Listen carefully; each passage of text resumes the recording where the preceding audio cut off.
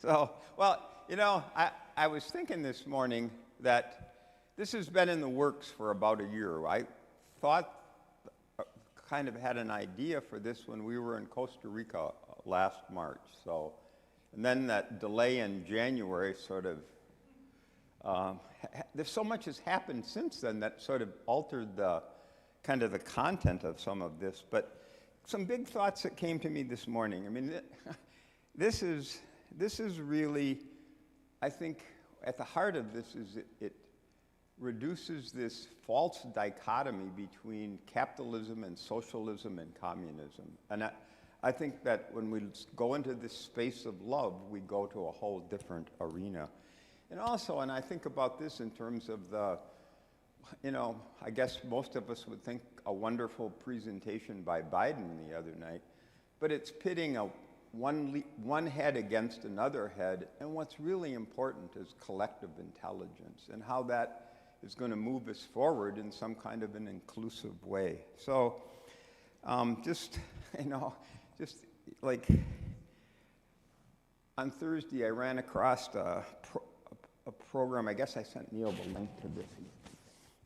Nonviolent Global, the Nonviolent Global Liberation Community. And then I was in a meeting in the afternoon with a woman from Denmark who's part of a Danish master class in shaping a more just world. It's just happening all over but this is not like mainstream news by any fashion. So, but share it widely when you leave today, okay? So there's lots to share. That was kind of the organizing aspect of today. But before I get into it, I just wanted to ask, and Nancy's going to pass the mic and Mary will make some notes, but what do you think are factors that limit inherent worth and dignity? All right, you can say it into the microphone, and Mary will write it up. Or do I just? And other, what are factors that limit inherent worth and dignity, and impede flourishing in a loving world? Barb? Just wait a minute, wait for the mic though, so that it gets recorded. Fear. Fear?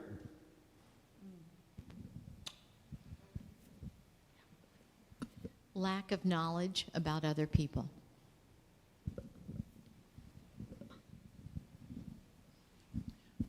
I think that the technology and social media has really isolated everyone. People are spending more time at home with social media and other devices instead of like being in the community, especially our young people, and being with people. And then it kind of dehumanizes people when you don't see them and spend time with them.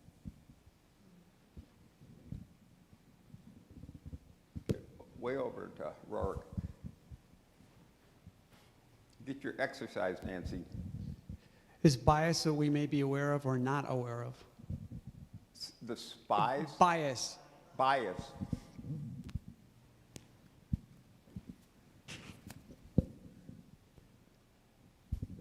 Privilege.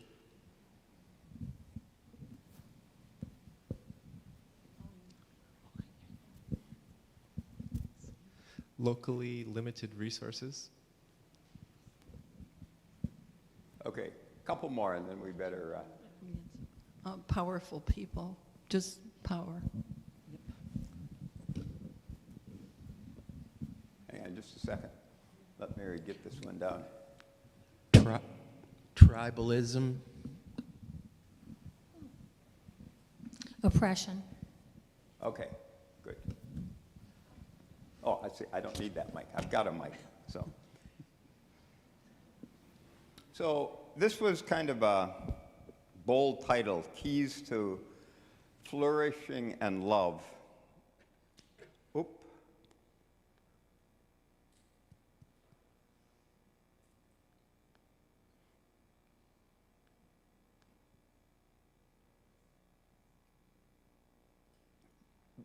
but it seems, you know, and I just came in early and caught the tail end of Mandy's sermon, and she was commenting on maybe a disappointment with the new UU principles and stuff. It didn't include that word flourishing enough.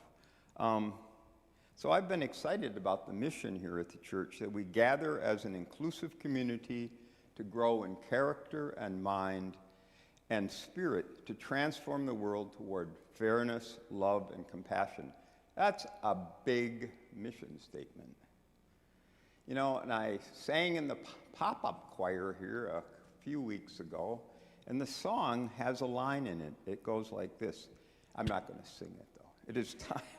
It is time that we thrive. In this great turning, we shall learn to lead in love. So it's back to that love and flourishing theme. And what that, I Googled great turning, and what it is, it's the name of the essential adventure of our time, according to what I read at the web immutable source of knowledge, I guess. And I like that it's the essential adventure. It's an adventure. It's not drudgery, and it's a shift from the industrial growth society to a life-sustaining society. And I'd say that's grounded in love. So this is really, really an epic time. So what drives my audacity, I guess, to want to share on such a topic like this? Because a lot of you don't maybe know a lot about this guy that I think I signed the book 4 years ago now, and just before COVID, actually.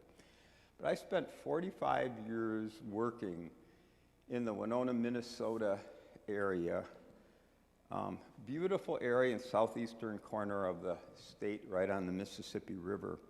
And I became a Unitarian in 1985, actually. Sort of, and my way of sort of processing reality has always been seeing systems and imagining how you work to improve systems. So I think it fits well with kind of Mandy's calling for us to, in some of our looking, see the systems of oppression, you know. So I worked on whole school reform.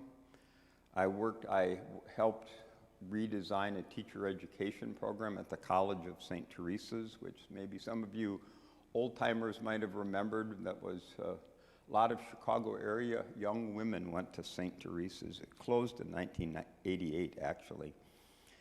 And then I got into imagining whole community change with the thinking of the quality guru W. Edwards Deming. And that spawned the Winona Council for Quality. And you know, I really stayed with that for about 25 years. And we really attempted a lot of things. I was kind of the resident dreamer and schemer of that venture. And I saw it as a human development project to help people flourish. In fact, I led a 12-year cross-community leadership project that was called Thrive, what sounds a lot like flourishing. And it was a big part of my life. I've even written a couple books about it, and in Winona we had for 3 years we had a TV program called Winona Working Together. So I'm really energized to share about this, and it fits with this. Mandy's calling us to love and flourishing and our mission to transform the world. But I only wish that I had really understood the love and flourishing part. I was more head than heart, I guess, at the time. And I hope that it's been really a wonderful growth opportunity to work on integrating this with some of the old thinking that I used to do. So I hope that by looking at this, that we get to look at the roots and start dismantling systemic oppression, maybe in places you wouldn't expect, that really destroy our inherent worth and dignity and that keep us from flourishing, which is critical in this great turning away from a blind industrial society. But before we launch into some things I want to share 7 minutes of pure inspiration, I think, to help us realize that some of there's very, very tangible things happening worldwide that are so positive in dismantling ways that have really limited us. So the clip that we're going to watch introduces Frederick Laloux talking about what he found in the study of a dozen profit and nonprofit organizations worldwide, some as large as having several thousand employees, that seem to come, let me get this wording right here, from a place of transcending egoic, individualistic ways that allowed him to write this book called Reinventing Organizations in 2014. So Justin, can you cue that up?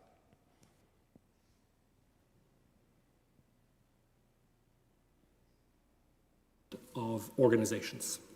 For the last 3 years, I've been doing in-depth research into truly pioneering organizations that have been, founded by people, or at some point, had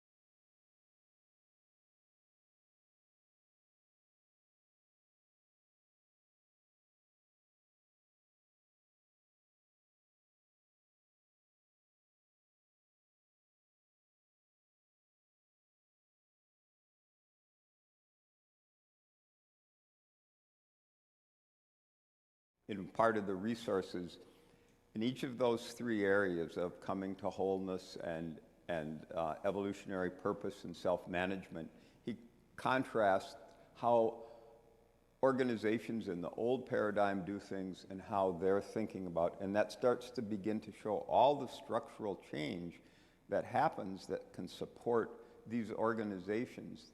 And the 12 organizations that he found have been amazingly financially successful, but they've lived from such higher principles. So anyhow, there's a lot there.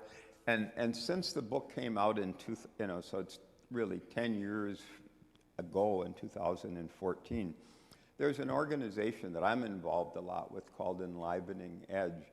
And part of its function is to be a repository of things that are happening around the world. And if you go to enliveningedge.org, there's probably 12 to 1,400 articles now of things happening in different work settings and NGO settings around the world. So there's quite a bit happening around it. So anyhow, and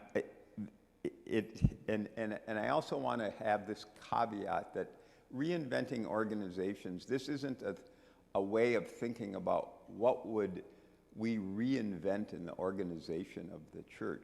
There's so much more deeply implied in this, I think, in how we embrace our own selfhood and how we really imagine wholeness and come to wholeness. So this is not a set of ideas to say, how do we do governance or something different? It's really about personal work, looks, and transformation, and also imagining what this means in a bigger way of thinking about social justice as we get into this next, sort of into the aspect of unpacking power. So, Justin, can you put up slide 2, please? I mentioned Deming before, and he did these 4-day workshops. I went to actually 2 of them over in the 90s, early 90s. And this one is called Forces of Destruction. And this so relates to this, our whole focus on the inherent worth and dignity of individuals. He says, one is born with intrinsic motivation, self-esteem, dignity, cooperation, curiosity, joy in learning. These attributes are high beginning in life, but are gradually crushed by the forces of destruction. Then he goes on, these forces cause humiliation, fear, self-defense, competition for gold stars, high grades, high rating on the job. They lead anyone to play to win, not for fun. Deming had a big thing about a purpose of work is to have fun. They crush out joy in learning, joy on the job, innovation, extrinsic motivation, which is complete resignation to external pressures, gradually replaces intrinsic motivation, self-esteem, and dignity. So, so those forces are that force. We start as soon as putting kids on normal curves and distribution of grades in school and giving gold stars, merit systems, incentive pay, numerical goals, and then sort of sub-optimization of everything in their own little profit centers. So that's Deming's forces of destruction. And it seems like it really begins to give a sense of how flourishing is crushed in people.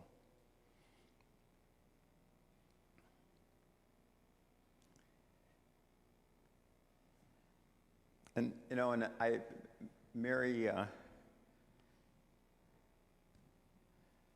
you might realize Mary and I are partners, and she critiques a lot of what I share. And she said, you know what? He's missing one thing. And what do you think that is? He's not attending to the woundedness that people experience. So I think that's a really insightful comment. And, Deming died in in December of '93, but it's too bad you couldn't have gotten that to him earlier, Mary. So, and then, you know, and if Mary's not enough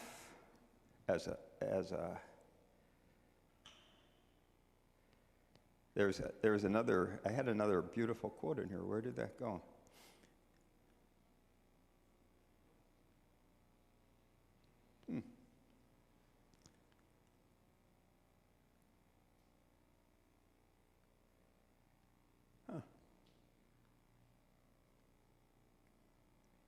How did a page get lost on my phone?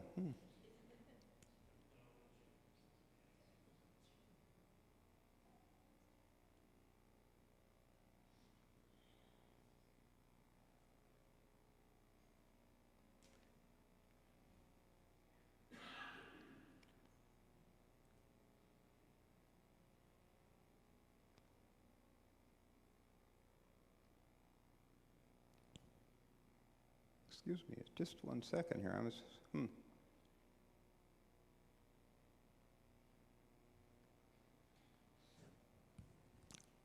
I might have to go to my hard copy notes here a minute.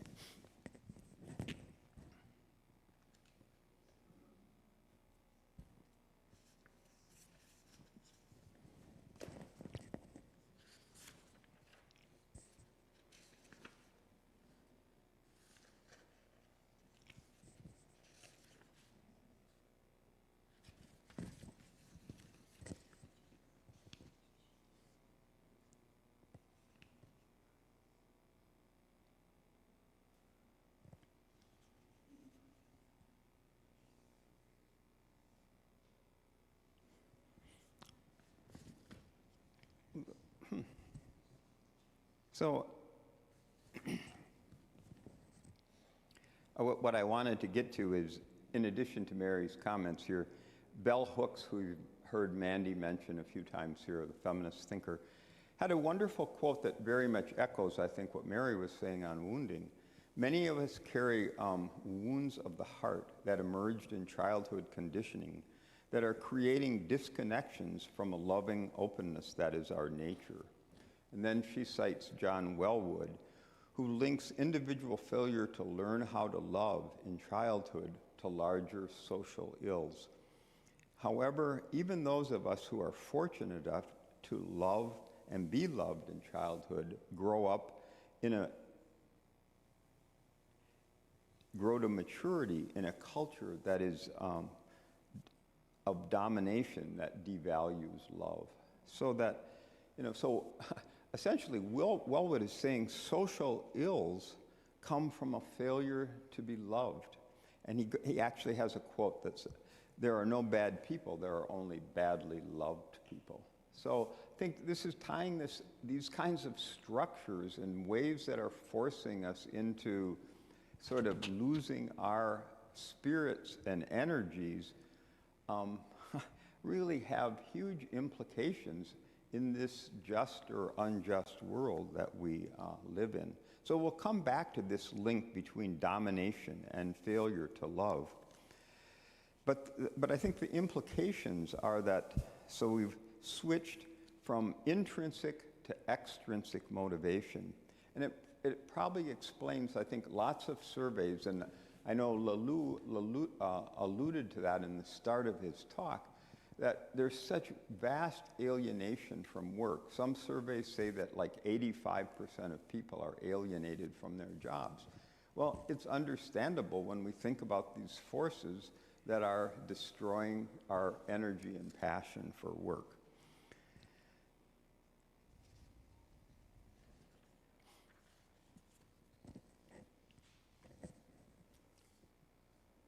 So, Justin, maybe if you could put up slide 4.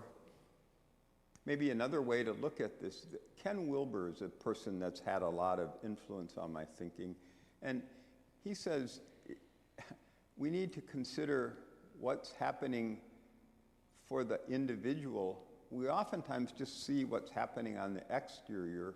We need to consider there's an exterior behavior, but there's assumptions and mindsets behind that. There's structures, and then there's underneath the formal structures, there's informal norms that are interior to an organization. So all four of these need to be considered together. So for instance, if we think about a person looks, the person's individual behavior, they cut corners, you think, oh, what's going on with them?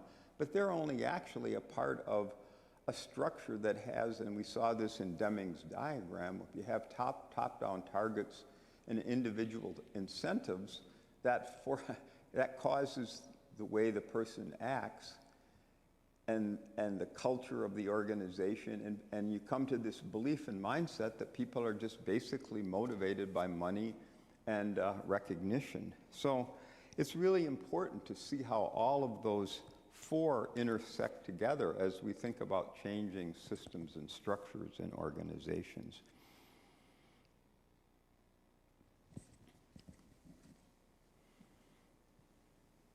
And I couldn't help but think when I was I guess this is over 50 years ago now, when I was a student in business school at the University of Wisconsin-Madison, I learned about Douglas McGregor, an organizational theorist, and he had we see the world in either theory X or theory Y.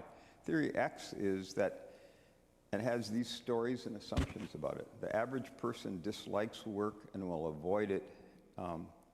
Most people must be forced with the threat of punishment to work towards organizational objectives. The average person prefers to be directed, to avoid responsibilities, and is relatively unambitious, and above all, wants security. Theory Y looks at it just another way. Every effort in work is as natural as work and play. People will apply self-control and self-direction in the pursuit of organizational objectives without external control or threat of punishment.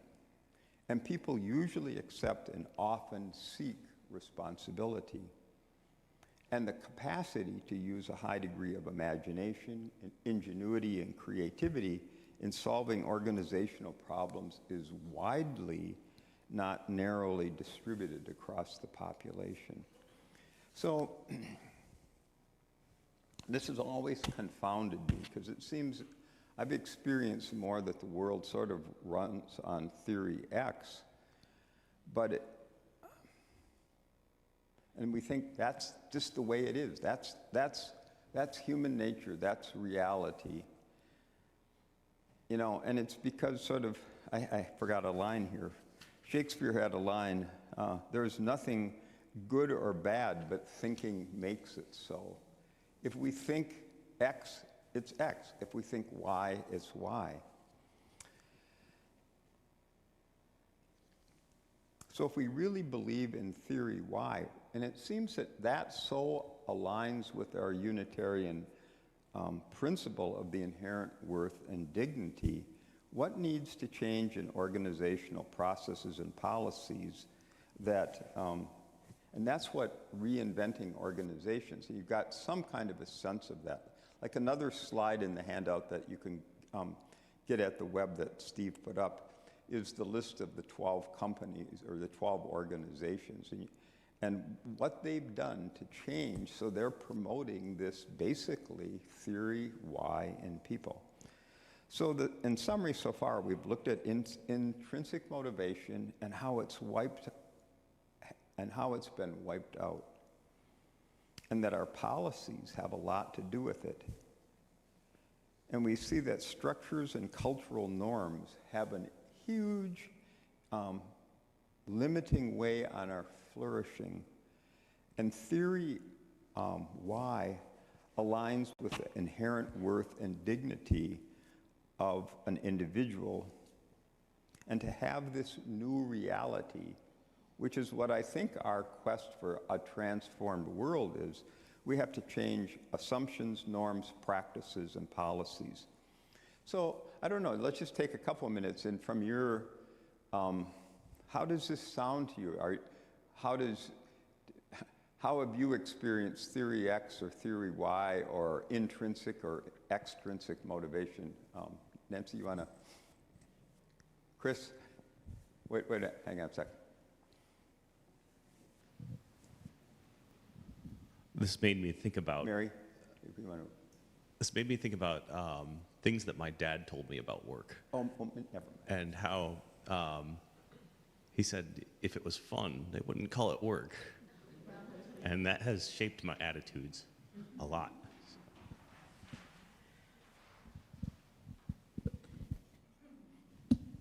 This reminded me of Montessori and their strategy with children, because they're given a lot of independence, but there is structure, and they get to choose their own work. And by doing that, I think there's joy there for the child.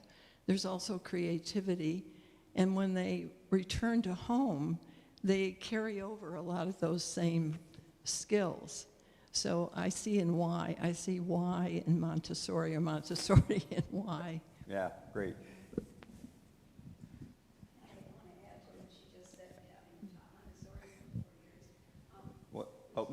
Wait, you don't have the microphone, Mary.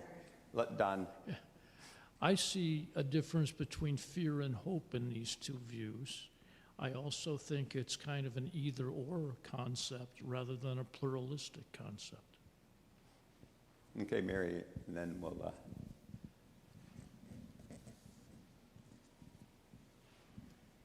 It was a reference in Montessori that kids heard from the time they were 2. It was called My Work. And so work was a joy, work was part of life. Work was okay, whether you were good at it or not good at it, liked it or didn't like it, it was work. And so Montessori always said children's play is their work. And so it was such a different philosophy. So thanks for bringing that up. Okay, so look, we better. No, we better keep. Yeah, sorry. So I wanted to, in that diagram that we had up of the forces of destruction, in the note on the bottom of it, Deming says, we must replace these forces with management that will restore the power of the individual. And I think that's what Pat was getting at in her original comments. You know, that's really the elephant in the room here, is that we haven't really thought about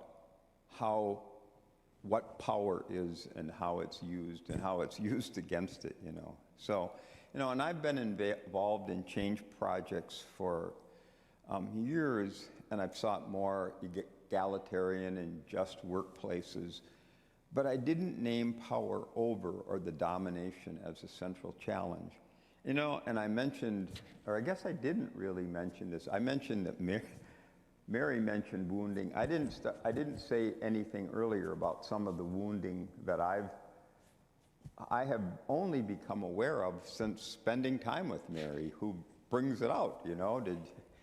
And I've been generally sort of this seen as kind of this confident, adept person in Winona. Just before I left, the College of Business dean asked me to speak at a College of Business function, and he introduced me as Winona's thought leader. You know, it's like, holy shit, who could ask for anything more, you know? But in many ways, there's such a shallowness in that kind of performance-driven ego that just had me going and going and going and going, you know. And so I've learned more things about myself, about my capacity, about my need for people-pleasing, you know. And there's just so many things I've found out about myself. And I think that another part of this aspect around power really had something to do with my dad, who on his 52nd birthday died of cirrhosis of the liver. So you could say I'm an adult child of an alcoholic, you know. And I don't think I've ever really dealt a lot with that. And you know, there's a clever phrase from this medical intuitive Carolyn Miss that talks about the love of power or the power of love. You know, and I think that's part of this shift that we're making, is how do we move beyond this loving of power or else reacting to other people having power over us. That's really part of this great turning, I guess. So, and I think that Article 2 and the shift, Neil and Mandy were in about this time, or well, back in January of a year ago, you first showed that new rendition of what the unitary, you know, and love is at the center of that diagram. And I remember some comments were like, is this sort of going back to the 60s hippie love notion or something, you know? And, you know, there's a quote by Rumi, the wise Persian poet. Your task is not to seek for love, but merely to seek and find all the barriers within yourself that you've built against love. So there's I think in my regard, a huge failure in love has been in claiming my power. And I want to share this quote from Rianne Eisler. It's a fairly long quote. She's been a huge influence since I knew of her book in the late 80s called The Chalice and the Blade. And I'm really getting the impact of her work and what they do at the Center for Partnership Studies. But here's the quote. In the domination world, those on top strictly control those below them. That's where that flourishing is suppressed in my adding there. People learn to obey orders without question and repress their anger against those above, leading to denial, scapegoating, and frustration taken out on those below. Everyone is guarded and mistrustful, living in fear and pain. While no one would consciously choose to live this way, people raised in the superior and inferior model seldom realize they have a choice. They've developed beliefs that justify the relationships and social structures that reinforce them, and unthinkingly pass them on to the next generation. And I think that's what Deming was saying in this Forces of Destruction. Times have changed since the system was first set in place, but these ingrained habits still impede the fulfilling relationships we all want, which I'd say is flourishing. And returning to this linking of failing to love with domination that was in the bell hooks quote, recall Rumi said not to seek love but remove the barriers. And I think the barriers are denial, blame, mistrust, fear, and pain. So others like Marshall Rosenberg, who probably many of you have heard his name, the founder of and inventor of nonviolent communication, echoed similar insights and suggests that these power over patterns have been repeated generation after generation, going back maybe 8,000 years till the time of the start of agriculture and wealth accumulation. And that these patterns drive so much of the shame we hold and the should have behavior that we have. And I really know that from my wounding and from my work. So to stay on this critical theme of power over and its ill effects, I want to just share some observations. These are just quotes out of Laloux's book here. The concentration of power at the top, separating colleagues into powerful and powerless, brings with it problems that have plagued organizations for as long as we can remember. Power in organizations is seen as a scarce commodity worth fighting for. This situation invariably brings out the shadowy side of human nature: personal ambition, politics, mistrust, fear, and greed. Those are the shady parts of human behavior. At the bottom of the organization, it often evokes the twin brothers of powerlessness, resignation, and resentment. This widespread lack of motivation we witness in many organizations is a devastating side effect of the unequal distribution of power. So they're back to power again. So it seems that we fail to see the huge implications of power over and why we succumb to the forces of destruction. And I'd contend that we don't see the impact of power on us, and we are often numbed and live like Rianne describes, with anger, denial, blame, and scapegoating, which causes mistrust and fear. And they're the opposite of love and flourishing.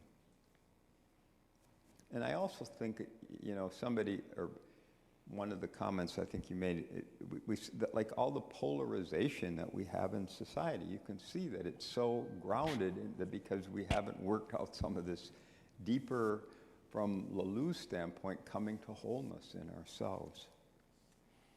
So in 2 weeks, we'll look more at the 12 companies that have broken out of this power trap and what they've done that promotes flourishing. And I would dare, I've thought a lot about this. I've read this book so much differently than I first did when it came out, through that lens of love and flourishing. And that they're really beloved communities, I think, in the way they're coming together and supporting each other in growth. And what's key to this is a higher stage of consciousness that's not driven by what's in it for me, win at all costs, and the competitive ego. So here's a really beautiful quote, maybe to wrap some of this up with, from Lalou. If we look at the ego from a distance, we can suddenly see how its fears and ambitions and desires run our lives. That's really what awareness is about, is seeing how that's happening in us. We can learn to minimize our need to control, to look good, and to fit in. We are no longer fused to our ego, and we don't let fear reflexively control our lives. In the process, we make room to listen to the wisdom of the other, deeper parts of ourselves. And what replaces this fear? Here's the beautiful part: a capacity to trust in the abundance of life. We cross the chasm and decrease our need to control people and events, even the unexpected or mistakes. Things will turn out all right. Life has given us opportunities to grow. Perhaps that's what faith is about, is believing in that aspect of seeing life. And so much of it, we can talk about it in the abstract, but if we don't start seeing shifts that really promote this in our hearts and souls, in where we spend so much of our lives in the work world, maybe it's really hard to have this flourishing happen.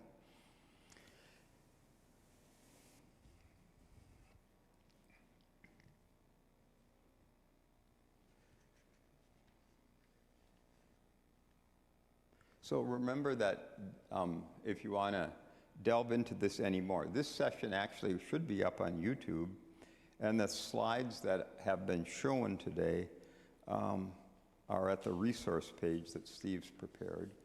And there's also the link to the video that we watched. And also there's a really compelling article that from the Blackfoot tribe. And it's just amazing. Maslow, when he was a 30-year-old emerging psychologist, spent 5 weeks with the Blackfoot tribe, or 6 weeks, something. And he was already thinking about self-actualization. We know the pyramid, and he had a sense that maybe 90% of adults were self-actualized. And how could that be but it was all because of the way that community and structure supported and nurtured, helped people find their passion and supported that. It was just it was all in, it seemed to me, in putting it in the phraseology of a beloved community, that was what supported this flourishing and love of people. So I'd just say, it's really fascinating to look at that and think so much of what we're trying to do, we're going upstream against a structure and a culture that's antithetical for us loving and flourishing. So, I don't know, any thoughts or questions in the last minutes here, or reactions to what I've been sharing today?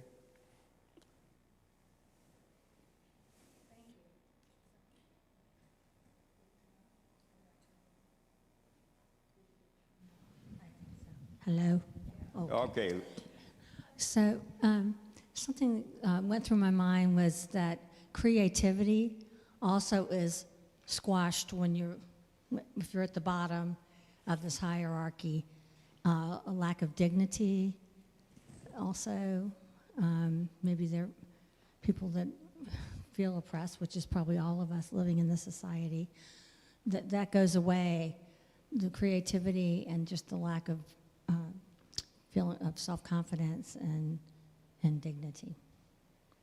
And also a contraction versus an openness, a more contracted way of being, feeding the carrot to the person who does X, Y, Z thing, and, like a little experiment with little mice in it, versus having more of an open awareness and an openness to what could be, which I think creativity comes in then. Thanks. Suzanne. Oh, Nancy. Oh, okay. Me first. Okay. Well, number one, thanks, Randy. And I guess I've been thinking about, since I'm a very practical person in some ways, and I know our community, church community, is very diverse. Many of us are working, many of us are retired. I think the challenge for me is, and maybe this will get into this in the second session, very concrete, specific ways we as individuals can implement some of these ideas. Very honestly, if you need a job and you don't want to lose your job, sometimes there are risks in speaking out too much and things like that. And even as a retired person, I'm thinking, well, what are very concrete, specific ways to implement? It's a good thing to think about between now and the next time we come back. And it would be a question that Mary has asked me constantly. Thanks, Randy. I really loved everything you're talking about, but yeah, and maybe we'll get to this in the next session. Sometimes people have come into wherever they are working or doing whatever they're doing with brokenness, and sometimes they have psychological illnesses that prevent them, even if you give them the dignity and the space and so on to do, they still are not able to do things. So I think we have to account for, recognizing the inherent dignity of people and allowing them their creativity and not making them, be a square peg in a round hole. But some people, given all that, still need extra help and extra guidance because of brokenness or physical or mental illnesses. So maybe we'll get to how we account for all of that in the next section. Right. So yeah, you're the advocate for that aspect of it, Suzanne. No, but and that's actually I was a special ed administrator by licensure, but I was being funded to work on designing programs to improve regular education, so we didn't put so many kids, and my background was as a learning disabilities teacher. Well, it was because I think lots of kids that were put in LD is because we haven't done a very good job teaching teachers to teach reading, and most basal reading curriculum, at least at the time 30 years ago, was so poorly designed that if you weren't a natural reader, you weren't going to learn to read from it. So there's, it's like you've got the bigger system to fix, and then you can concentrate more resources on the areas that really need challenges, I think, so. Any other, Bob, Robert? Wait, let Nancy give you the.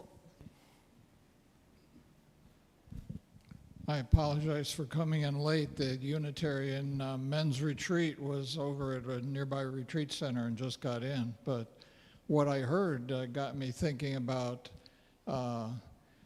some things that I read many years back about organizations with flat, more professionalized hierarchies often have an easier time with encouraging the creativity of highly trained people to blossom and thrive. And it got me thinking about how there are many opportunities maybe in highly hierarchical organizations to create little islands or sanctuaries of flat hierarchies where creativity can be encouraged because people become experts in their little piece of the production process, and they can say, hey, the machine's about to break down, or hey, this would really improve the flow and create more profit. And we often miss that because of the hierarchical structure in organizations. So thank you for your presentation. I think that, I mean, we've had a lot of talk about flat organizations and some of that shift, but what's really, I think, central to what I'm trying to convey today is really going to the whole level of power. And that's what we'll see in these reinvented organizations, is that the people at the top had an insight about sort of divesting power from themselves and decision-making. And there's just whole different capacities of decision-making. And so, I mean, it really allows that creativity to come out of people. It's just not like, oh, we're going to let some people have a chance to do a little more thinking on the side or something. I mean, it really has to come from a deeper belief about us reclaiming power. Maybe I didn't make that clear enough in my own case. It's how to be this abstract person that's written a fair amount about, redesigning organizations and stuff, and never really think about how I haven't confronted power very much in my own life experience, and how, if I could go back and relive my life, how I might have been a whole different person in terms of advocating for what's fair for me and what's fair for my colleagues, and probably sought out more colleagues because I was sort of an isolate and a loner in a way, But I mean, I really hope that we see that it's at the base of this, it's that to love and to have flourishing, we have to claim our individual power, but that's often been taken away from us by the way the very structures work, so that we can't even imagine that's our birthright, Jan? I find it interesting. Decades ago, I read the 7 Habits of Highly Effective People, and he had something which to me sounds sort of similar to this, because when he was talking about like the statement of purpose or whatever of the company, that if you started at the ground level, with all the workers and what they viewed the goals to be, or I'm thinking like our statement, in the beginning of church, if that came from the ground up, it would work and it would change the environment. But if it went top down, it didn't. And I was a contract person at Bell Labs for a year, and a little more than a year. And it seemed every year they had a new way of doing things, and it never really ever seemed to take effect. Right. I mean, it's got to. I see maybe we have to give over this church sanctuary to. Other things happen in here? So, so I would encourage, if you want to look at some of this, and we'll come back and face, because we're not getting into some of the real depth of what has to change in those organizations to make them places of people really feeling alive.